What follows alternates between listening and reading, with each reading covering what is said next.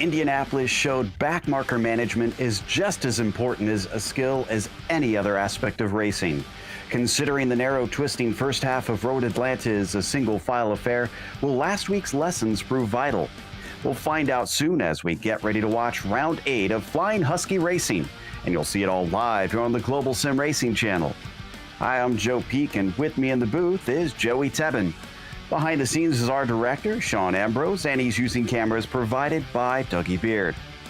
With Road Atlanta hosting a racing and driving school, many young hopefuls and weekend warriors cut their teeth here. To find out more about the circuit, let's head to our track guide.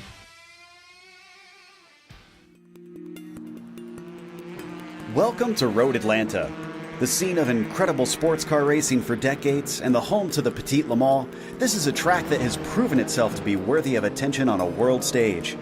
With it being situated only an hour northeast of Atlanta, Georgia, the circuit is in a prime location. But despite its flagship race, in contrast to the real Le Mans, the full course is a measly 2.5 miles long. The club layouts also clock in at just under 2 miles. Packed within this small lap length is a series of technical and challenging corners, some of which can be race-ending even when small mistakes are made. Turn 1 is a fast sweeper which compresses the car into the track, but the high speeds mean that when you go off, you typically go off in a big way. Turn 3 is notorious for its curved entry into a blind apex. Too far inside and you face a cut course penalty. Too far outside and you're likely to spin out. Then there's the unassuming Turn 5. The wide curbing lures you into getting greedy, but the close walls on either side gobble up cars and spit them out as a crumpled heap. With all the tricky fast turns, that's not to say that there aren't passing opportunities. The main one comes at the chicane at the bottom of the backstretch. The huge downhill drop into the turn makes outbraking yourself quite easy though, so be careful. The whole thing wraps up with the frightening final corner. With nothing but a giant wall right to the outside as cars fly through at high speed, it's not often that wrecks are small. Boasting a wide swath of series over its history, everything from NASCAR to Indy Lights and of course IMSA, the main use of the track is SCCA events and driving schools. No wonder this place is popular both in real life and here on the iRacing service. Fans will no doubt get to enjoy many more years of action at this incredible track.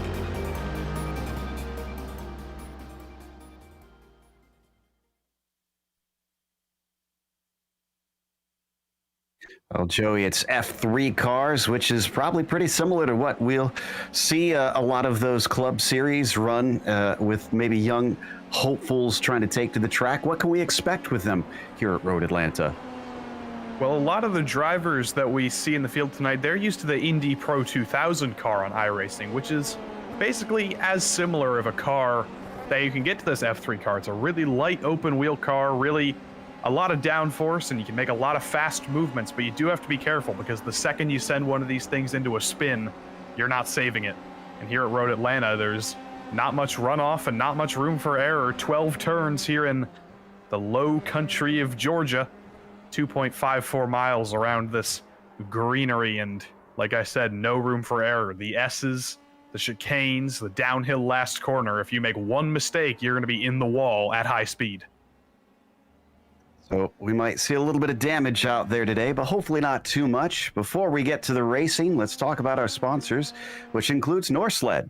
It's a nonprofit animal welfare organization dedicated to rescuing, rehabilitating, and finding homes for unwanted, abandoned, and abused husky dogs. Today, every Flying Husky Racing track day or car event benefits Norsled with a portion of the proceeds donated to them. Even if you can't adopt, you can still help and ensure care for these amazing animals through your support. Save a Husky. For more information, contact Todd Curtis through email at todd@flyinghusky.racing. And Flying Husky Racing is a car club based in the Pacific Northwest that delivers premium track days and car events to automotive enthusiasts. Flying Husky Racing is dedicated to safety, development, and building community among members and participants. Find out more on the web at flyinghusky.racing. Flying Husky Racing. Track days are the best days. Now, as we take a look at today's race details, it is once again a 25-minute event. As we mentioned, they're in the Dallara F3 chassis, and the qualifying that they're in will only last about 15 minutes. They're halfway through at this stage, and they get a 25-minute race to try to figure out who is the fastest here today. And if they do damage their car, they've got a chance to take a fast repair waiting in the pits if they feel that they need it. Right now, Andrew Waring is our quickest by 0.8 of a second over Michael Broomhead. A pretty big gap between the two of them. We're only waiting on one driver to set a clean lap. Jacob Exton seems to be the last one that we're waiting to try and see if he can put one on the board. Waring across the line. He goes even quicker to a 13.8. He has a full second ahead of Broomhead now. When you've got such a long qualifying session like this, these guys have 15 minutes and these laps are pretty short. We can expect to see the times continuing to come down as these drivers can essentially use this as a practice session. Just keep turning these laps, go as fast as you can. Todd Curtis doesn't improve on that second lap.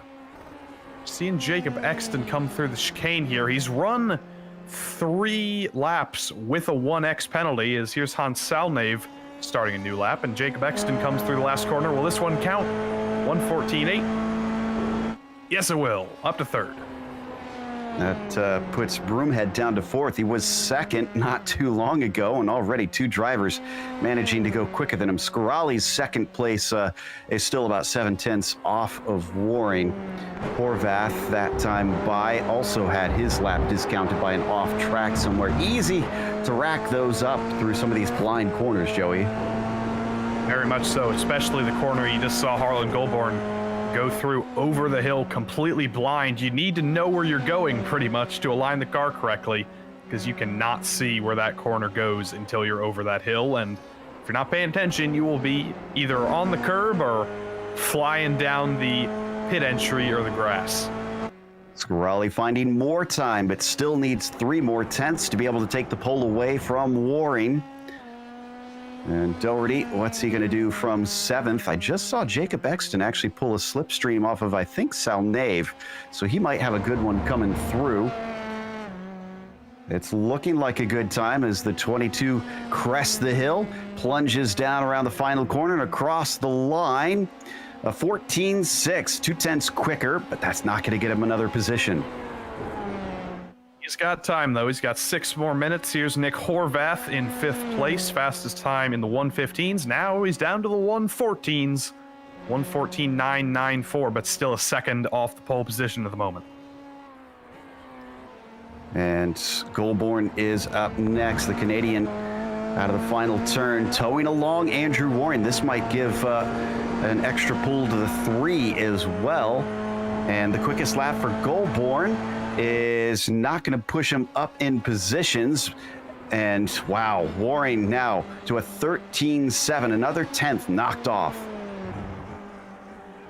Yeah, Waring already showing that he absolutely has the pace against the field here, but he's getting held up on this lap, so this will be a little bit of a disadvantage for him. Now James Doherty comes over the crest and across the line, trying to improve from 7th place. A 1:15.7 becomes a 1:15.6. Boy, it's very tight for that 3rd position. Exton still only 13 thousandths ahead of Broomhead. Exton across the line. Broomhead follows. Broomhead to a 14.631, and he barely goes ahead of Exton by 6 thousandths of a second now. This is proving to be quite a titanic battle, and now Horvath goes better than both of them up to 3rd. Here's Todd Curtis. He's going to go for another lap here through turn 1 at high speed. That's one of the trickiest corners on the track because you have to commit so hard. But here comes Waring again. 1:13.7 before, a much worse lap, but let's stay on board with him if we can. Let's ride on board with him for a full lap, see if he can improve here. Through turn 1, you can feel the commitment just sitting in your seat at home. You can feel the G-forces. This is one of the trickiest corners on the track. It's another blind braking zone. You have to throw it through that right-hander and then align the car perfectly here to shoot it down the S's in the straightest line possible. Then get it on the right for the braking zone here. Another super fast left-hander. And now you get a little bit of a break for the first time as you go down this straight here. Hard on the brakes, you're going to have 2 90-degree right-handers here. Not the tightest ones in the world. They're almost like oval corners. And then this one of the most important corners on the track because it sets you up for the longest straight on the track. And this is where you can gain a lot of time. Now you sit and wait. Andrew Waring patiently waiting for the braking zone at the chicane. You go down the hill, and this is another place to nail. It's hard to nail. It's a chicane, but it's a very, very fast chicane and a very curvy chicane. There he goes. Hits both apexes up the hill. Here's the blind crest I was talking about. You can't see the corner until you're right over it, and then you fling it through the last corner at full throttle. What's it going to be for Waring? No improvement. Still an impressive run for him. Goldborn doesn't improve as well, neither does Garber. We're getting down to the finest of margins now. Drivers not able to find time like they were at the start. Scarali, no, not going to go faster than that 14 flat, so he still has 2/10 to make up to get up to Warren, but he is getting within range. He could steal that pole away in these last couple laps. Doherty sporting the Peniston Oils sponsor. We're a big fan of them. It doesn't improve from 7th, though, despite the amusing sponsor. Here comes Michael Broomhead. He's 4th. He's in a close battle with Horvath and Exton for those 3rd, 4th, 5th spots. Across the line he comes. He gets down to the 113s. A great lap for Broomhead. Puts him 2nd. Wow. So I guess I was wrong about people finding some time out on the track. Suddenly we have drivers getting ever closer. Jacob Exton is not going to have that one count as he had an off track. Todd Curtis, a 16-2. That is much better for him, but he stays in 9th, unfortunately. And that brings us to Salnave, a 24-1. And he will stay in last, but he continues to chip away at his gap. Goldborn still in 8th. I think he might have just set exactly the same time 2 laps in a row. That's an accomplishment in and of itself. Waring crosses the line 13 seconds slower. I think he had a bit of a mistake on that lap or got held up. Here's Doherty again. This is how fast these laps go. I was just calling him to the line a minute ago, and now he's already coming back. Can he beat his 1:15.3 to the line? No, 2/10 short. These are drivers now starting their final flying laps after this, I believe, because Broomhead, yeah, less than a lap's worth that he has to improve, but he does go quicker, 13.8, and that puts him within 2/100ths of Andrew Waring. The 3 has got to be sweating now. But this is Broomhead's last shot. It's everybody's last shot as we go below, and he completely jumps the little chicane there. That's going to be an off track, and Broomhead will have to be happy with 2nd place here. Curtis knocks off another 2/10. He's still in 9th place, but he is, like you said, chipping away, and he'll be close to Goldborn on the start here. Harland is actually crossing now. He gets down to a 15-2, so he puts himself even farther out of reach and actually passes Doherty for 7th position.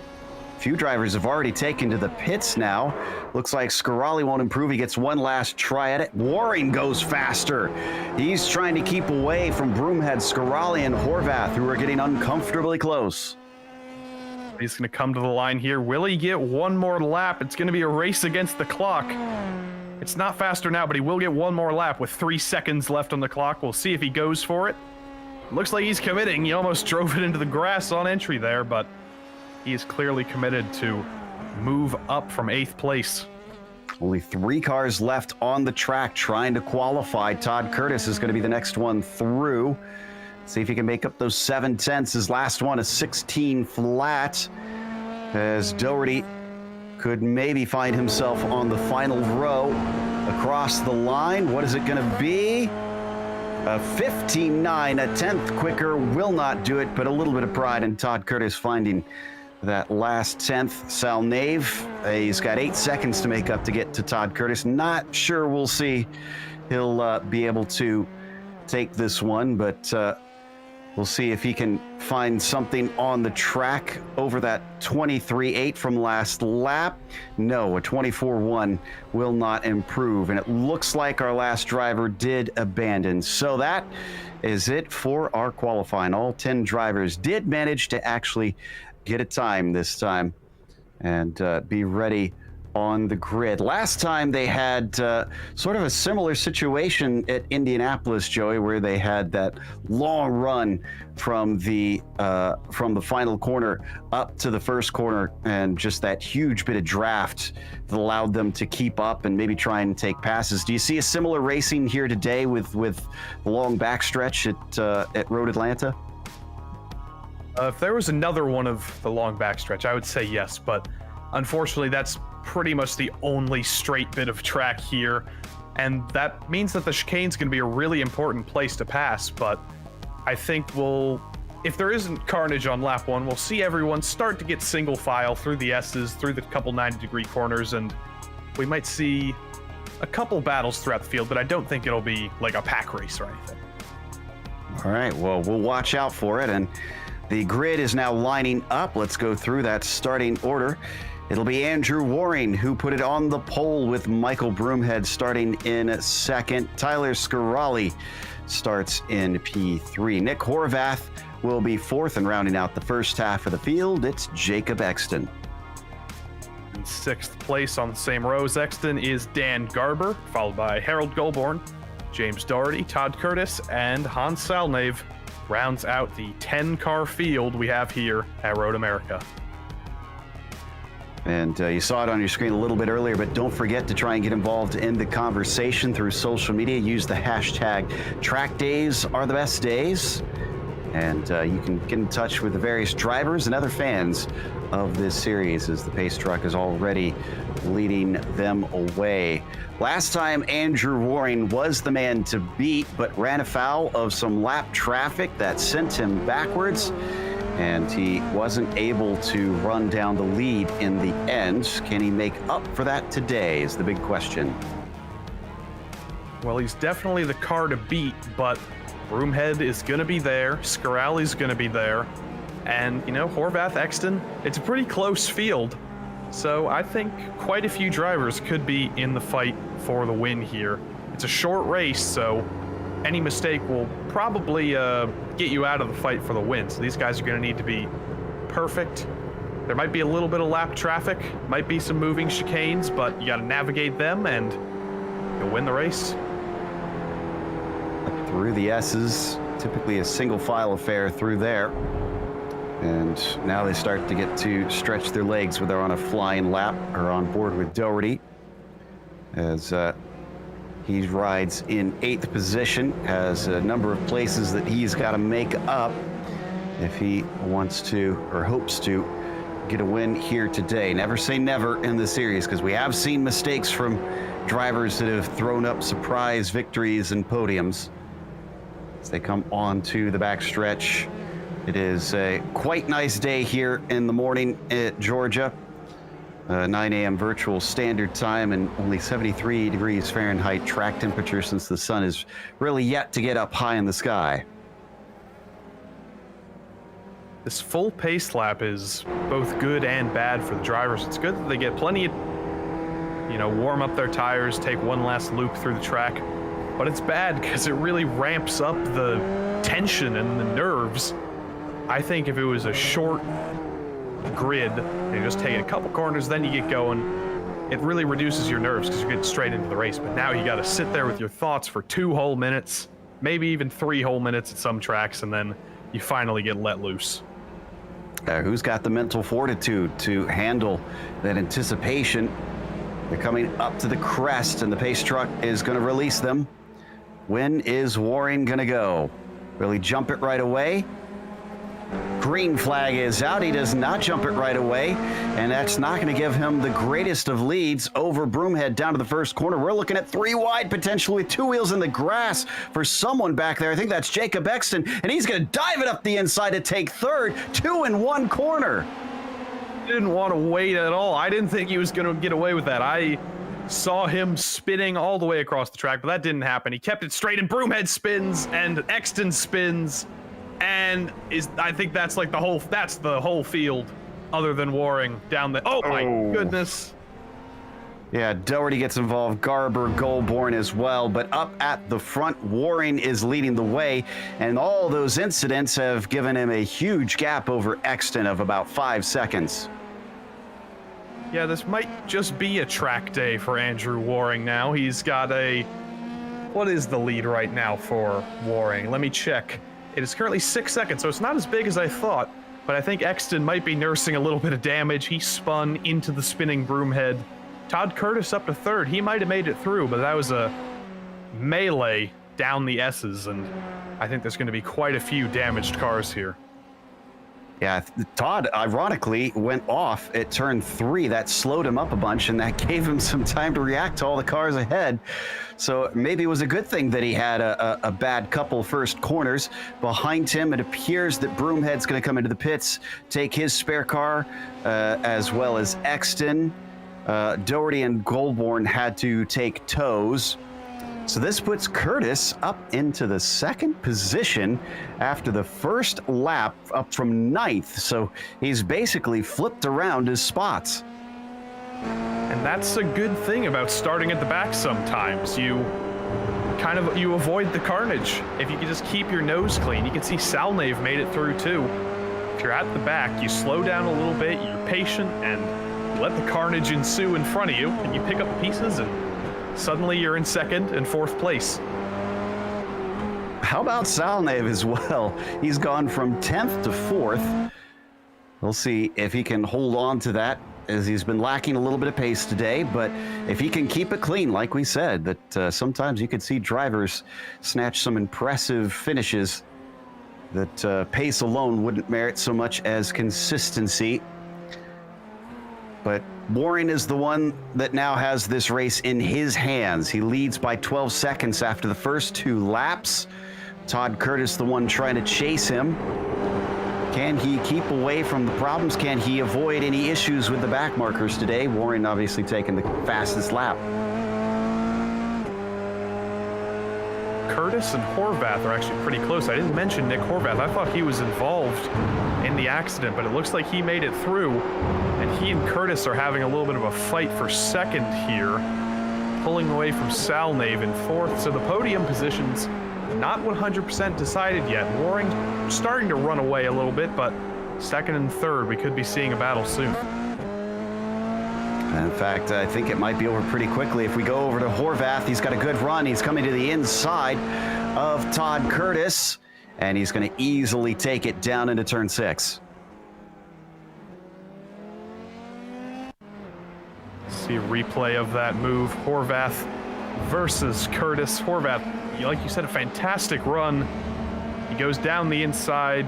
Curtis blocks the outside, but couldn't do much about it. Just much later on the brakes was Horvath compared to Curtis, and Horvath up to P2. Might also have a pass for 7th, because I see Garber closing in on the back of Doherty. So this is the number 1 car, who unfortunately got a lot of the opening incident. We rode on board briefly with James. So we watched Dan start to reel him in. Unfortunately, already a lap down early in this race. Yeah, for him, for Garber, for Goldborn, and Tyler Scarelli, 2 laps down. That was not because he took it too. That was because his internet disconnected him.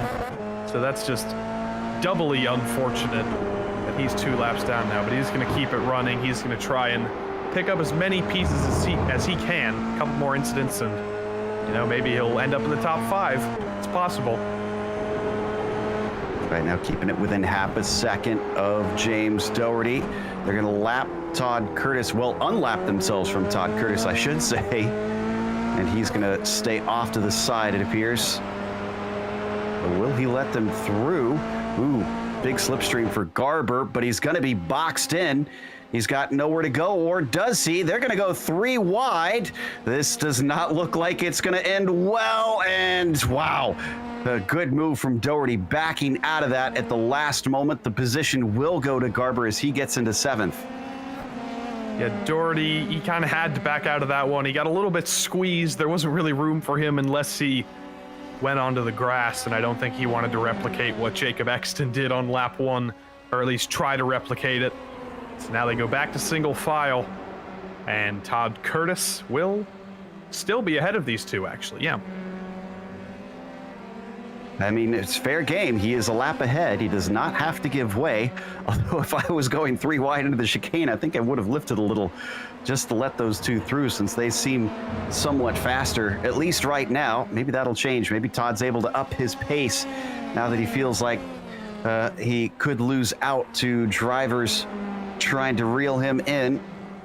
This is where it started to kick off last time. Let's see if the slipstream allows Garber to finally get by.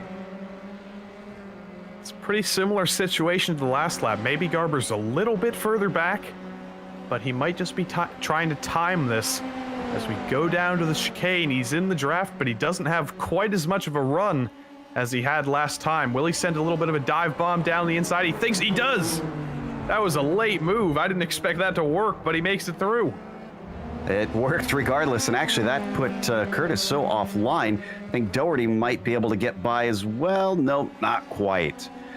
With that battle settling out, I think we've got time to take a glance at that opening incident. I actually didn't see anything but the end of it here, Joey. Talk us through what exactly happened. Well, let's see who started it. Well, we're seeing Salnave at the back here. He made it through, and then just a whole host of cars trying to go side by side through tight quarters. Oh, I think is that? I think Broomhead was one of the first. To see the smoke that they had to navigate through.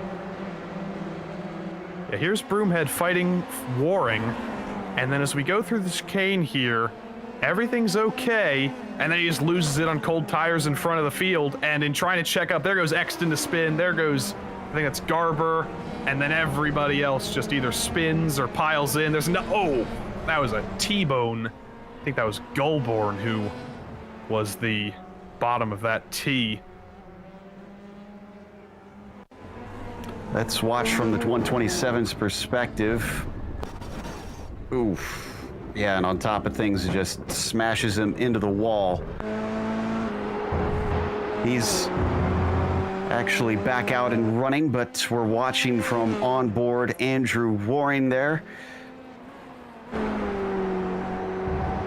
We followed him for a lap through qualifying. Does the race pace look much different? Ooh, way off the apex, though. They're coming through turn 7. He's still got about 18 and a half seconds over Nick Horvath. I'm curious what their lap times are comparably. If Nick is closing in, or is he falling away from the 3 car? I'm looking at the last two. Last lap for Waring was a 1:14.0. Last lap for Horvath was a 1:15.9. But like you said, that gap is closing, so... Oh, Waring's pitting. What is Waring doing coming into the pits? Did he forget to put race fuel in? That seems realistic to me. If he's losing time, I think he has a pit stop gap here, so it's not gonna kill him, but I have no idea. I'm watching him in the pits here. He might be crawling to his pit stall. Is Horvath going for the lead here? I think he might. Yeah, absolutely. Horvath is going to take the lead away for the second race in a row. What looked like a sure thing for Andrew Waring is slipping through his fingers. He's back out and rolling. It was only a 0.8 second stop. Now they have no penalties for incidents, so not entirely sure what may have caused that. Just thinking out loud here, maybe he thought, I've got a 20-second lead. I don't just want to have a track day up here. Let's make it exciting, and let's put me behind Horvath and force me to make this pass. Because he's only got 2 seconds behind Horvath right now, and he's been pretty consistently either a second or 2 seconds faster. So maybe he's just trying to give himself a challenge, or I don't know. I don't know what else he could have been doing there. Your guess is as good as mine. He's got to make up those 2 seconds, but Michael Broomhead and Jacob Exton might have a little bit of a fight erupting. This is for 4th position. That's Exton in the 22, who we ride on board with now. Broomhead chasing him down. It'll be a big draft here. We'll see if he can pull the, who was that, Dan Garber move down to the chicane here. He's going to have to go around the outside, but can he be late enough on the brakes? No. Oh, but Exton locks it up. Exton gets very slow on the exit of the next chicane. And here comes Broomhead down the inside, squeezed onto the grass, almost got a wheel on there, but he's clear through the last corner. Can he run away in the first few corners, or is he going to be attacked down into turn one? Chops off Jacob Exton at the last moment. Brave stuff from both of them. They come out the other side. Broomhead retains that fourth, and looks like Exton not as good through turn three. He starts to lose a little bit of time. Now, Waring did cut down on Horvath by about a half a second, and then he lost that half second back. Trying to figure out what may have caused that.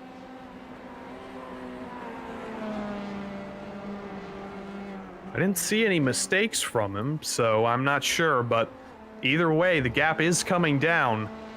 It's 2.2 seconds now.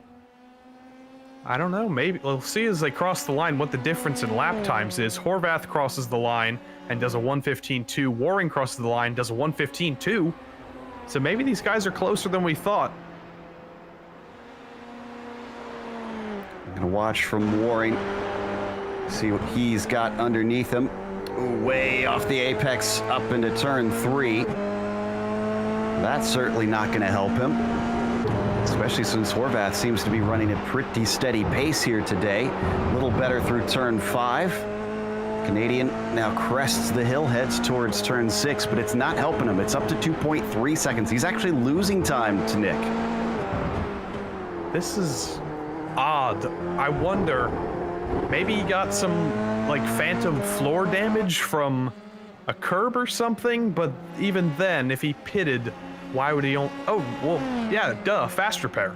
Fast repairs only take 0.8 seconds, so maybe he got some curb damage, took a fast repair, and now he's trying to recover. Well, I mean, that could be one of the things, but then I'm a bit surprised to see him not have as good a pace as Horvath. Maybe Nick was just playing possum a little bit earlier, had a little more up his sleeve, or Warren could have already gotten even more floor damage and can't quite run as quick as he was in qualifying. That's a lapped car that we keep seeing pop up behind him, so that's Corollary. That's not for position. Could he maybe have forgotten to check fast repair? Maybe he unchecked it somehow, but either way, this lap is looking a little bit better so far. He's brought down 0.3 to Horvath. Horvath was 0.4 faster on the lap before that, but this lap is looking much better for Waring so far. Gap will be down below 2 seconds here, I think, as we go down the back straight. I want to give a bit of a nod to Todd Curtis.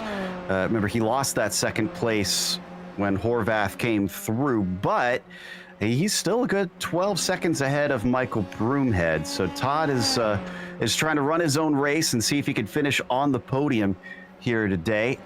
He might have some pressure towards the end because it does appear that Broomhead is mildly faster.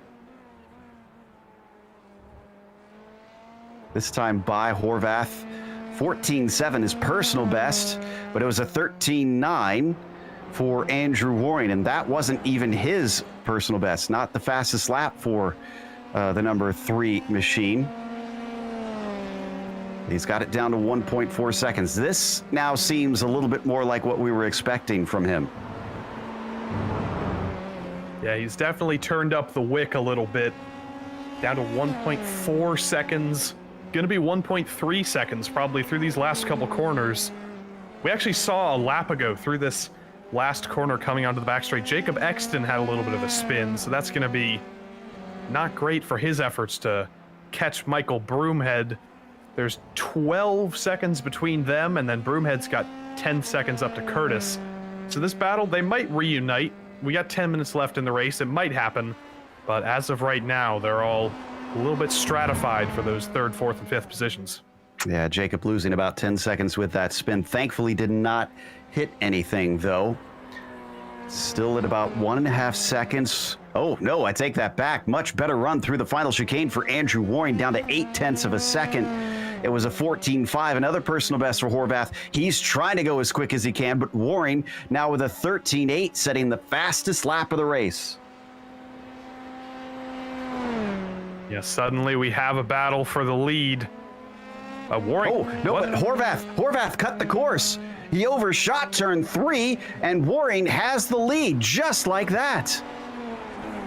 Yep, he's just way too much speed over the hill, and there's no saving that in the lead. You're either going to get a slowdown or you're going to lose the position either way. So, unfortunate for Horvath, but the pressure from Waring was there, and he just cracked a little bit at one of the toughest corners on the track.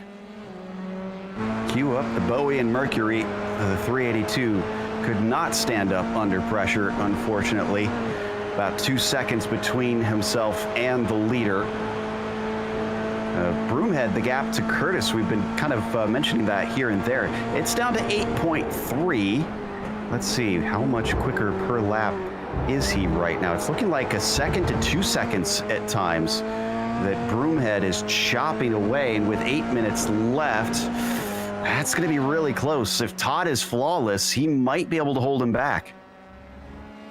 We'll see the difference when they come to the line here. I think that'll be probably the most important thing we can see, because last lap for Curtis was a 1:16.7. As he crosses the line, it's a 1:16.2, so he is cutting down the time just a little bit.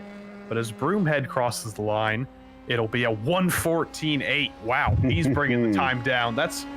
He's the fastest driver of anyone on the track right now, and I think that gap's going to come down quite quickly. Two DNFs so far today. Salnave and Doherty have called it quits. So 8 left on the circuit currently, and 5 of them are on the lead lap with 7.5 minutes remaining. Exton's slow. Why is Exton slow here? Looks like he's off into the club chicane. I think he may have just had a spin. I'm gonna look back. Oh, he just completely overcooked turn 1. We're gonna see on the replay here. Yep, just too much speed through turn 1, goes off in the grass, and then that's a long, long journey to save that. Straight lines it all the way through, and then, honestly, I think he just gives up. Yeah, it looks like he also took a tow. Well, that's sad to see another DNF. He's actually did a good job of keeping that going into the wall. It's so easy to wind up losing body parts as it smacks into the tires of the concrete on the outside of 1. The number 3 trying to make up for the loss of a win back at Indianapolis as we've come down south to Georgia. So far, he's got it in his hands after losing it briefly for mysterious reasons. He's on to the back stretch, about 4 seconds between himself and Horvath. Broomhead, by the way, down to 5.7 seconds behind Curtis. Broomhead was over 2 seconds faster than Curtis on that lap, but he's only the second fastest driver on track. Fastest driver is Waring, 1:13.7. He's matching qualifying pace right now, and he's only going to get faster as we start to get rid of a lot of this fuel. As we cross the line here with 5 minutes 50 to go, it'll probably be 4 or 5 laps until the finish here. So we'll see how much faster we can go. That lap, 1:13.491. That's the fastest lap of the race by far. The fastest lap of the entire session. Practice and nobody's hit a 1:13.5, but Waring is absolutely throwing that thing around, and he's not satisfied with just winning here. He's trying to get the fastest lap, and the fastest lap by far. Well, the thing is, that wasn't a clean one, it appears, because it did not come up on our timing screens as a purple lap. So it may have been his quickest yet, but he didn't stay within the track boundaries. This is Horvath now on your screen. He's fallen to 5 seconds behind and continuing to drop. Granted, I don't think Nick needs to feel too bad because we saw how quickly Waring was catching him. I think it was kind of a matter of time whether or not he was going to be overtaken unless we got a mistake out of Andrew in the process. Well, Andrew's throwing this car around, and he's pushing, seems like 110%, so we could see a mistake. It's possible. He's not just sitting back and taking this win. Last lap, 1:13.5. I think that one was clean. Let me take a look here. No, doesn't appear to be. He must be just taking advantage of the track limits or something. I don't know where he could be doing that. He's a big wiggle down the hill. But either way, these fast laps not counting, unfortunately. But someone whose fast laps are counting, Michael Broomhead, the gap between him and Curtis is now below 3 seconds. These guys are going to meet before the end of this lap, I think. Yeah, you're right. As for Warren, I know turn 3, it can be easy at times to cut a little too far inside and get a 1X there. And sometimes on the outside of turn 5, if you go a little wide and clip that gravel trap that's outside there, we're going to see Broomhead go past it now. He keeps it well within the bounds. And his personal best, Broomhead hit a 14.3 himself. Still about half a second off of Warren's record so far this race. Todd Curtis now only 1.7 seconds ahead of Broomhead. He can definitely see that bright blue machine in his mirrors.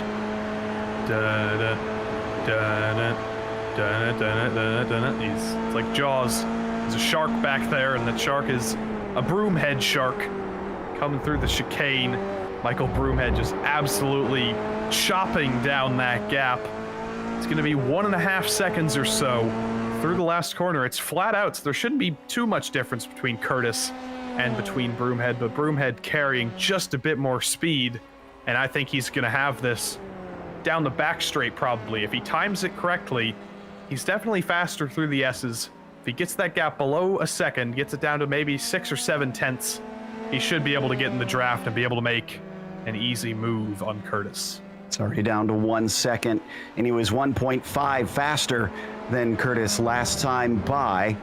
So yeah, at a 1.5 distance at the line, this to me implies that he's going to have this one soon. And in fact, they're coming up to the backstretch with a whole lot of draft going to be in favor of the double aught. Here we go, down the back straight. Broomhead in the draft. Will he be close enough to make a move into the chicane, though? I don't think he'll be close enough. We'll see if he can pull a dive bomb off here. We've seen dive bombs work before. We know he's later on the brakes than Curtis, but I think he's just going to sit back here and wait a couple corners more as he blinks out for a little bit. Through the last corner, gap down to 4 tenths of a second. Up to 6 tenths, actually, over the hill. So maybe Curtis a little bit higher on the commitment level over that blind crest. But through turn 1, you can see the speed difference. Broomhead chopping down that gap. You're not going to pass down the S's unless you want to wreck both of you. But he's probably going to time this through turn 5, I think, and maybe get it through the first 90-degree right-hander. And Broomhead actually, or Curtis rather, bested his personal best by 2 thousandths of a second. He is trying his hardest to hold on to this thing. Our leader's going to get the white flag next time by. But let's watch here. Oh, there's the mistake from Curtis. He goes wide, and Broomhead easily slips underneath, taking it away. That was the mistake that Broomhead needed. He probably would have made the pass down the straight because of the draft, but he got that mistake out of Curtis. Warren's slowing. Warren is slowing up. He's letting Horvath catch up to him. I'm not sure if he had a slowdown penalty through the last chicane or what, but now the 382 is right on top of him. I don't think he'll lose that much time from a slowdown penalty. Is he just trying to play with Horvath, maybe? I think that might be what's happening here. But through this last corner of the S's, he is super slow. I don't think he's playing with Horvath. I think there's a problem with that car. That last lap was a 1:24.0. What on earth is going on here? He's going to try and set up a move down the backstraight. We see another lockup from Horvath. That was the same exact thing that Curtis did. But now suddenly Warren's got the speed. I think he's just playing with Horvath here. Yeah, I get the feeling that this is just a bit of fun for Warren, but is it going to deny him the win is the question. That'll make him feel sheepish if he winds up without it this time. He's going to go deeper into the chicane. but sometimes you can get a run off of there and snipe someone to the line. Horvath might have it. He closes in. It's going to be too little too late. Maybe no, he's side by side, and it does indeed go to Waring in the end. And Broomhead, how about this recovery? The one who caused the big incident at the start of the race will come back to take a podium. Very easily could have backfired for Waring, but it worked out for him. Let's take another look at that finish. Came down to 0.5 of a second at the line. I think he cut the grass and the curb a little bit. It might have been a slowdown. He might have been denied of the victory either way, but Horvath threw everything he had at that because he wanted to embarrass Waring. Waring's trying to play with him, and he's trying to steal the win. Didn't quite work out. Couldn't quite be late enough on the brakes of the chicane, but either way, an exciting finish and an exciting race. That's going to take us to a quick break. We'll come back with the unofficial results as well as driver interviews, so stick around.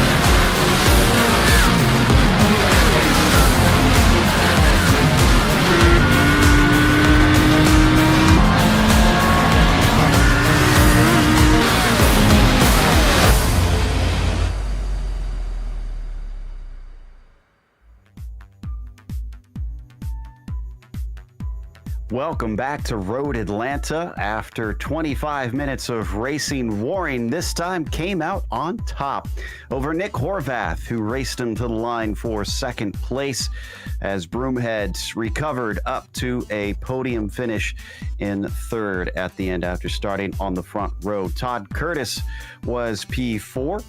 And he was the last one on the lead lap. Dan Garber a lap down in 5th, followed by Harlan Goulbourne in 6th.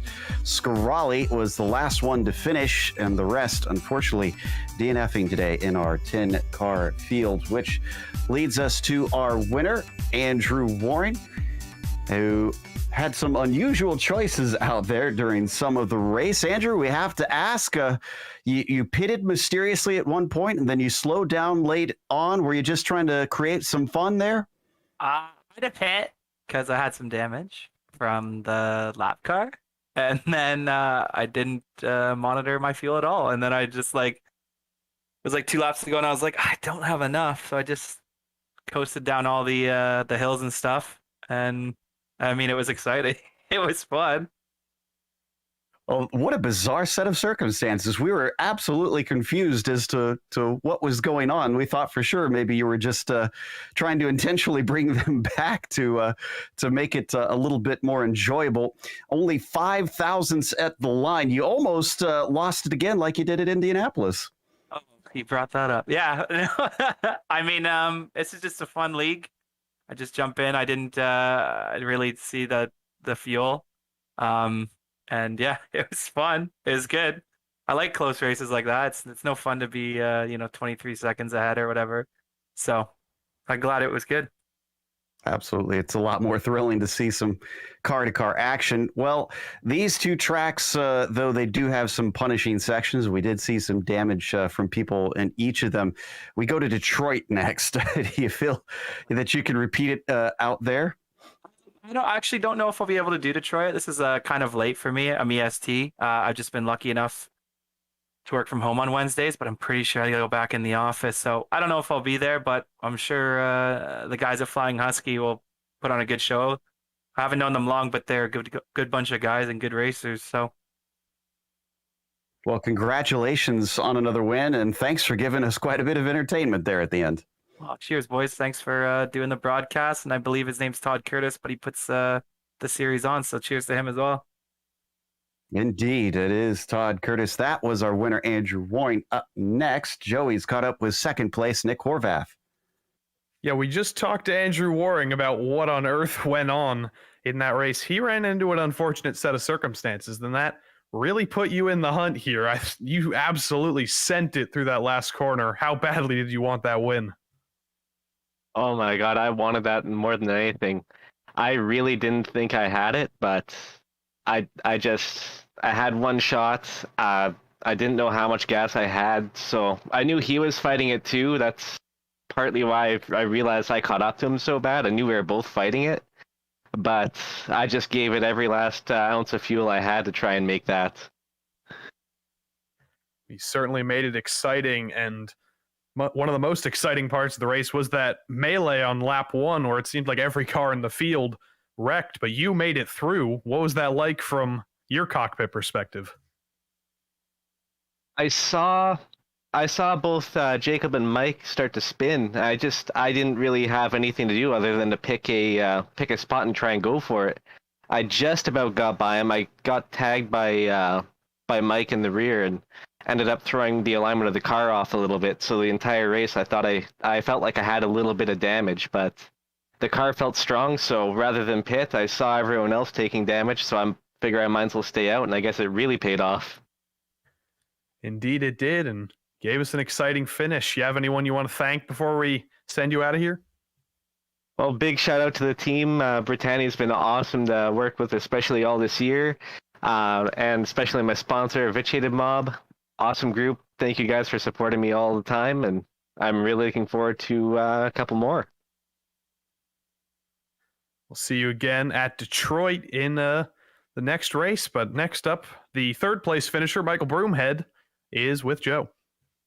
Indeed, and this was an interesting one to watch, but it started with the very first lap where it seemed you maybe kicked off a bit of a chain reaction. What happened, Mike? Yeah, completely my fault. I apologize to everybody for that.